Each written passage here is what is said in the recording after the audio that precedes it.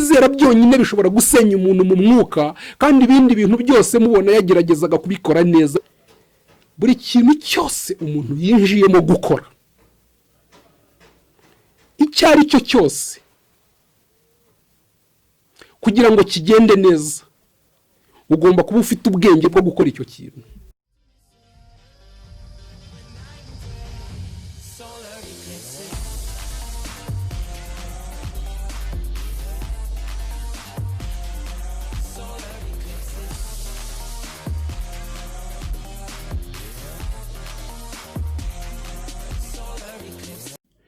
YESU ashimwe bene data.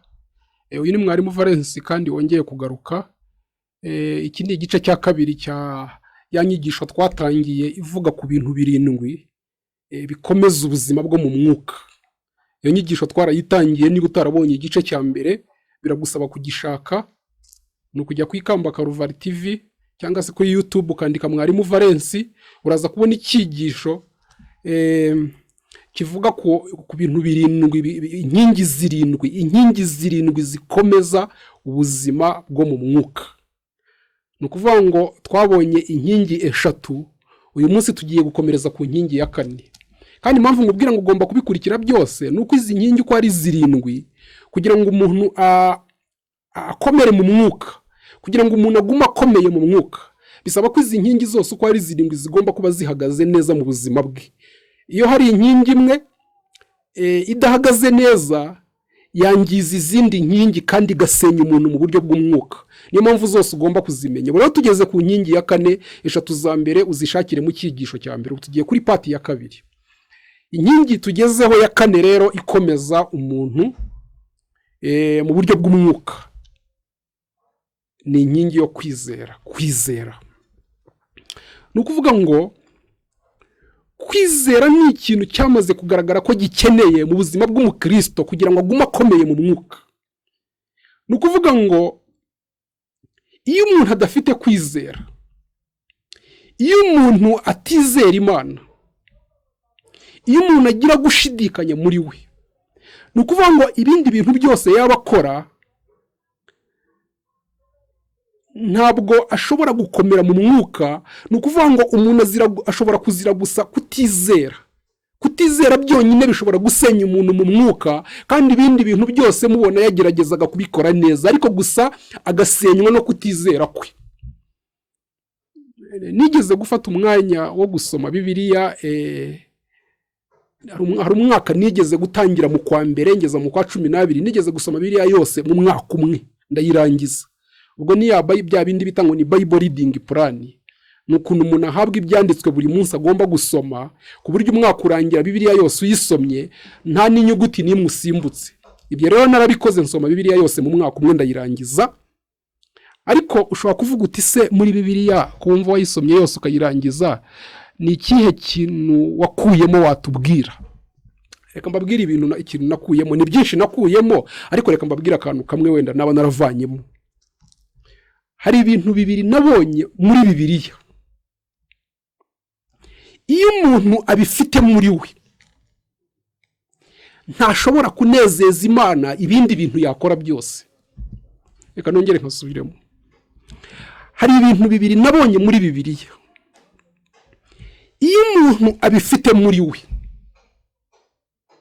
ntashobora kunezeza Imana ibindi bintu yakora byose. Ushaka kugira amatsiko ukavuga uti ibyo bintu ni ibihe?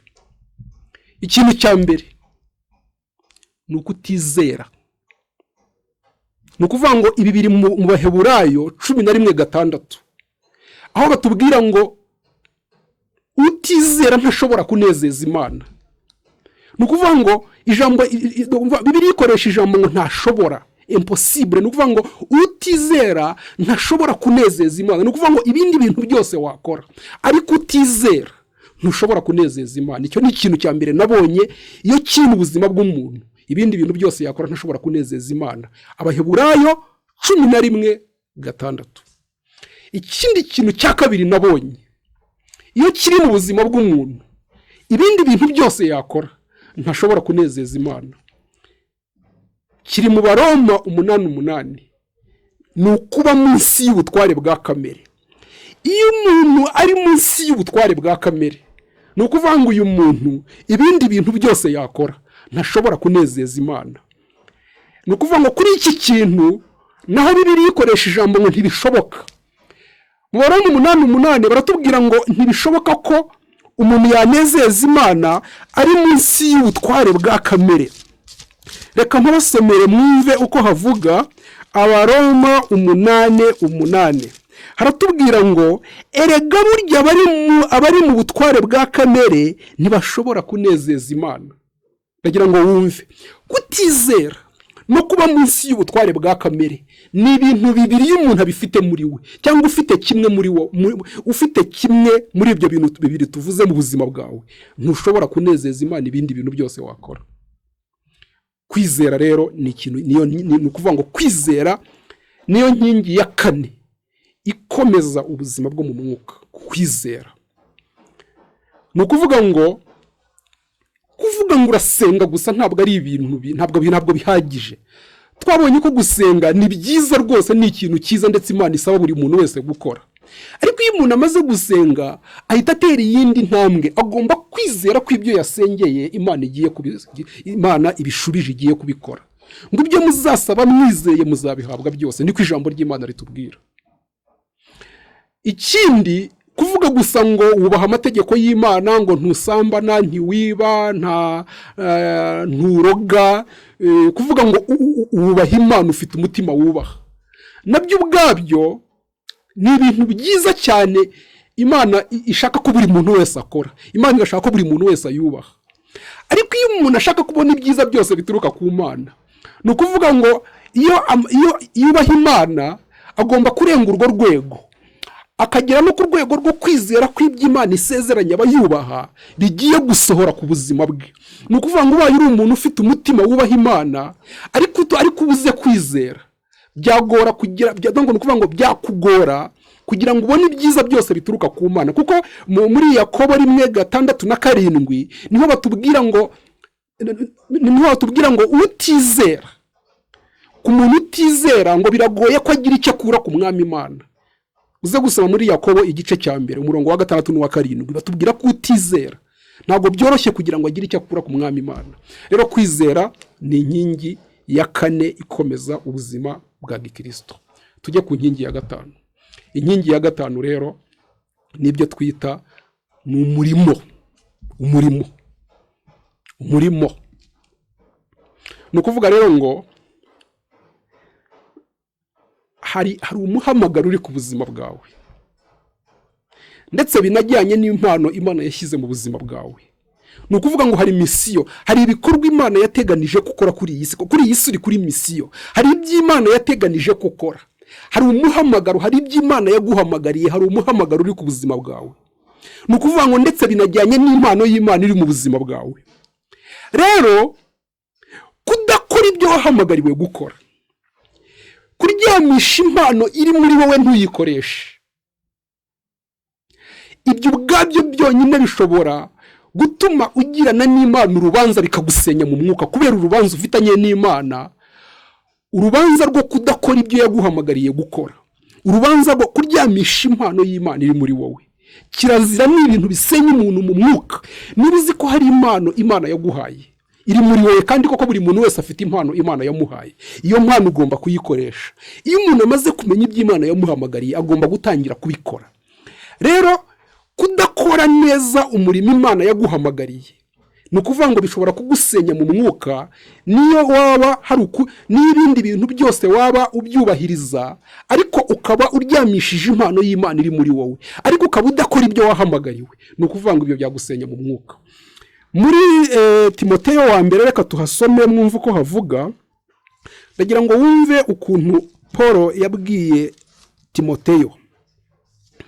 Muri Timoteyo wa mbere tugiye kuhasoma igice cya 4 umurongo wa 14 haravuga ngo ntukirengagize impano ikurimo iyo waheshejwe n'ibyahanuwe ubwo warambikagwaho ibiganza n'abakuru, ngo ibyo ujye ubizirikana kandi aba ari byo uhugukira, kugira ngo kujya imbere kwawe kugaragarire bose. Wumvise ngo kugira ngo kujya mbere kwawe kugaragarire bose. Bivuga rero ngo iyo umuntu yirengagije impano y'Imana imurimo, ntabwo kujya mbere kwe gushobora kugaragarira bose. Ni ukuvuga ngo ntatera imbere, ntashobora gukomera, ntabwo ashobora ni ukuvuga ngo bisaba ko impano uri muri wowe uyikoresha, kuko aho niho Imana yateganije kukuzamurira mu gukoresha impano yawe, mu guhagarara neza mu byo wahamagariwe.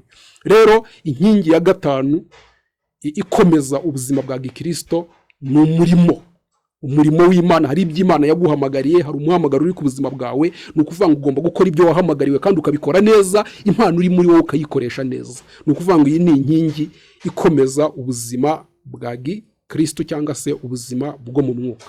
Twagiye ku nkingi ya gatandatu. Inkingi ya gatandatu nayo rero irakomeye cyane, nayo ndagira ngo uyikurikire neza. Inkingi ya gatandatu ni ukuyoborwa n'umwuka.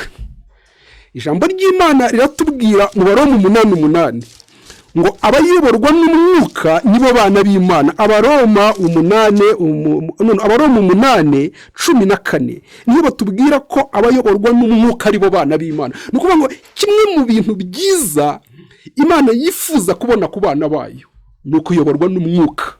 Wumvise? Kuyoborwa n'umwuka. Ni ukuvuga ngo uramutse uri umuntu utemera kuyoborwa n'umwuka, ni ukuvuga ngo ugomba kuba wumva ijwi ry'Imana warangiza ukaryumvira. Iyo rero uri umuntu utemera kuyoborwa n'umwuka, ni ukuvuga ngo ibindi bintu byose wakora ntabwo byagufasha kugera ku rwego Imana ikwifuzaho rwo mu mwuka, kubera ko utemera kuyoborwa n'umwuka w'Imana. Nk'ubu ngiye kubaha urugero. Nk'ubu Imana iramutse imbwiye ibyo ngomba gukora, ikanyereka Imana imbwiye umuhamagaro wanjye, ikambwira ngo Valens, wewe ibyo nifuza gukora nibiriya, narangiza nkanga kubikora kandi Imana yari yabimbwiye ngiye ibyo ngomba gukora. Ni ukuvuga ngo ibyo ubwabyo byansenya mu mwuka. Niyo naba ndi umuntu udasambana, utiba, usenga, usoma ijambo, wubahiriza ibindi bintu byose bisabwa, ariko gusa kudakora icyo nahamagariwe gukora, kudakora ikintu umwuka yambwiye gukora, bishobora kunsenya mu mwuka. Nk'ubu ngiye kujya ahantu umwuka akambuza kujyayo, narangiza njye nkasuzugura nkagenda kandi umwuka yari yabimbujije. Ni ukuvuga ngo ibyo ubwabyo bishobora kunsenya mu mwuka. Nshobora nko kugerayo, nagerayo bakampumanyirizayo nkahumana, ugasanga neza Valens ahise asenyuka mu mwuka kubera gusa ko atumviye umwuka w'Imana icyo yamusabye. Wumvise? Nk'ubu Imana inyohereje ahantu nkanga kujya aho Imana yanyohereje, ibyo ubwabyo bishobora kunsenya mu mwuka, kuko nahomba iby'Imana yari igiye gukorera aho hantu. Wumvise? Ni ukuvuga ngo ikintu cyose umwuka yagusaba gukora warangiza ugasuzugura ntugikore, bishobora kugusenya mu mwuka kandi ibindi bintu byose wari waragerageje. Ni ukuvuga ngo muri ubu buzima bwa gikristo hagomba kubaho kuyoborwa n'umwuka w'Imana. Ugomba kumva iby'Imana ivugana nawe, warangiza ukabyubaha uko bikubwira. Ni ukuvuga ngo buri wese afite uko ayoborwa. Ibi ngibi bitandukanye n'ibi byanditse hano muri Bibiliya. Nababwiye ko ubu ngubu n'ubumenyi bwa rusange buri muntu wese agomba kumenya, ariko Imana ifite ukuntu ivugana na buri muntu wese ku giti cye, igenda imuyobora ibijyanye n'ibyo yamuhamagariye cyangwa se iby'Imana yifuza ko akora. Ni ukuvuga rero ngo ugomba kumva ibyawe by'umwihariko, kumva uko Imana ikuyobora. Iyo utamenye kumva umwuka ngo ukore iby'umwuka gusaba gukora, ni ukuvuga ngo iki gihe uba ushobora gusenyuka mu buryo bw'umwuka kandi ibindi byose wageragezaga. Hagomba kubaho kumva ijwi ry'Imana kandi warangiza ukumvira iryo jwi. Ijwi ry'Imana rizakugeraho mu buryo butandukanye. Imana ishobora kuzakwisangira wowe ubwawe, ikakubwira, ikagira uko ikuyobora, ikakubwira ibyo ugomba gukora n'ibyo ugomba kubahiriza. Iryo jwi ugomba kuryumvira. Imana ishobora kuzagusanga, ishobora kuzakugeraho, ijwi ry'Imana rishobora kuzakugeraho riciye mu bandi bakozi b'Imana bahanuzi, bakaza bakakubwira ngo Imana yatubwiye gutya, kugomba kubigenza gutya. Ni ukuvuga rero ngo iyo ni ukuvuga ngo iryo jwi naryo ugomba kuryumvira, kuko Imana izagusanga mu buryo bubiri. Izakwisangira wowe ubwawe cyangwa se ubundi ikugereho iciye mu bandi bantu. Ijwi ry'Imana rizaza rikwisangira cyangwa se rikugereho riciye mu bandi bantu. Ugomba kumvira iryo jwi, ugomba kumva Imana, kumva ijwi ry'Imana, warangiza ukumvira ijwi ry'Imana. Kutayoborwa n'umwuka rero, kutemera kuyoborwa n'umwuka w'Imana, ni kimwe mu bintu bisenya umuntu mu mwuka. Iyo atemera kuyoborwa n'umwuka w'Imana, ngo abayoborwa n'umwuka nibo bana b'Imana. Abaroma 8:14. ibi rero bizanwa n'umwuka wera. Iyo umuntu adafite umwuka wera muri we cyangwa se ngo abasengana n'abanyamwuka, ni ukuvuga ngo ahangaha byamutera ikibazo. Ni ukuvuga ngo ijwi ry'Imana rigomba kugera ku buzima bwawe byanze bikunze, ryaza ari kwisangira cyangwa se rikakugeraho riciye mu wundi muntu. Ariko ukeneye umwuka wera, ukeneye kuyoborwa n'umwuka, ukeneye ijwi ry'Imana, ukeneye kumva ijwi no kuryumvira. Iyi ni inkingi rero ya 6 ikenewe mu buzima bw'umukristo. Tugiye ku nkingi rero ya 7 ariyo tugiye gusorezaho. Inkingi ya 7 ikomeza ubuzima bwo mu mwuka nicyo bita ubwenge, wisdom, ubwenge. Rero kimwe mu bintu namaze kubona, nawe ndagira ngo nkikubwireho ukimenye, ni ukuvuga ngo muri ubu buzima ikintu nge namaze kubona, buri kintu cyose umuntu yinjiyemo gukora, icyo ari cyo cyose, kugira ngo kigende neza ugomba kuba ufite ubwenge bwo gukora icyo kintu. Wumvise? Niwiyemeza kubaka urugo, ugomba gusaba Imana ikaguha ubwenge bwo kubaka urugo. Iyo udafite ubwenge bwo kubaka urugo rwawe ntabwo ruzamera neza, hazazamo ibibazo bizanwe no kubura ubwenge. Niyo wiyemeje kwinjira muri ibi bintu by'umwuka, ni ukuvuga ngo ugomba gusaba Imana ubwenge muri ibi bintu by'umwuka, kuko Imana nutagira ubwenge bw'Imana muri ibi bintu by'umwuka, nabwo uzabyinjiramo ugaragaze kubura ubwenge. Ujye ubikora nabi uko bidakwiriye gukorwa, usange ntushobora gukomera mu mwuka biturutse mu kubura ubwenge. N'ibindi bintu byose uzajya mu wajya mu bucuruzi, ubwo uzasaba, nushaka gukorera amafaranga menshi, nabwo bizagusaba gusaba Imana ubwenge bwo gukorera amafaranga. Imana uguha ubwenge noneho ubashe kuyakorera menshi nk'uko ubyifuza. Ni ukuvuga ngo cyangwa se nujya mu ishuri uzasaba Imana ubwenge mu ishuri. Buri kintu cyose uzashaka gukora mu buzima kizagusaba ubwenge. Ni ibintu by'umwuka rero bisaba ubwenge. Wumvise? Ubwenge burakenewe. Ijambo ry'Imana rero tubwira ngo mwe kugenda nk'abatagira ubwenge. Wumvise? Mu Befeso 5 barabikubwira ngo twe kugenda nk'abatagira ubwenge. Kandi ijambo ry'Imana rikongera rikatubwira muri Yakobo 1:5 ngo niba muri mwebwe hari ubuza ubwenge, ngo nabusaba Imana kandi izabumuha. Ngo niba muri mwebwe hari ubuza ubwenge, ngo niba muri mwe hari ubuza ubwenge, ngo ariko niba hari umuntu muri mwe ubuza ubwenge, abusaba Imana, ngo busabe Imana iha abantu bose itimana itishama kandi azabuhabwa. Ni ukuvuga rero ngo niba warinjiye muri ibintu by'umwuka ugomba gusaba Imana ubwenge, kuko nababwiye ko umuntu ashobora kugira ubumenyi ndetse akaba yagira n'amavuta. Ushobora kugira ubumenyi, knowledge, cyangwa se ukagira n'amavuta, anointing, ariko ugasanga udafite ubwenge, wisdom. Ni ukuvuga ngo umuntu afite knowledge, ubumenyi, akagira na anointing, amavuta, ariko ugasanga abuze wisdom, abuze ubwenge. Ni ukuvuga ngo uyu muntu ashobora gusenyuka mu buryo bw'umwuka, kandi yari afite ubumenyi buhagije, yari afite n'amavuta menshi, ariko gusa kubura ubwenge bishobora gusenya umuntu mu buryo bw'umwuka. Ngo utabufite rero busaba Imana kandi izabumuha. Ubwenge rero ni inkingi ya 7 ikomeza ubuzima bwo mu mwuka. Ni ukuvuga rero ngo inkingi zikomeza umuntu mu mwuka nizo ngizo, ni inkingi 7. Ni inkingi 7. Inkingi ya mbere ni knowledge, ubumenyi.